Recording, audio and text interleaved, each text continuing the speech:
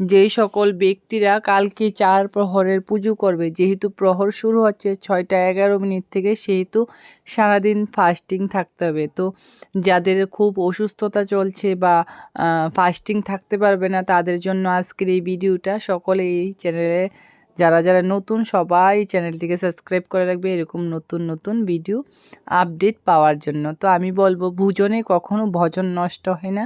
ঠিক আছে, তোমরা যারা একনিষ্ঠভাবে ব্রত পালন করছো, তোমরা জালের কোনো জিনিস খাবে না। নরমালি তোমরা ডাবের জল, তারপর দুধ, কাঁচা দুধ হতে হবে বা ফল, মূল, সাবু, কলা ইত্যাদি ভগবানকে পুজো দিয়ে নিবেদন করে সেই প্রসাদটা গ্রহণ করে তোমরা প্রহর পুজো করতে পারবে, কোনো অসুবিধা নেই। আর যাদের একদমই মানে না থাকতে পারবে না, তো তারা অবশ্যই খাওয়া দাওয়া করেও পুজো করতে পারবে। খাওয়া দাওয়া করেও শিবব্রত পালন করলে কোনো অসুবিধা নেই। তোমরা নিরামিষ আহার করে ব্রত পুজো করতে পারবে, কোনো অসুবিধা নেই। জয় মা।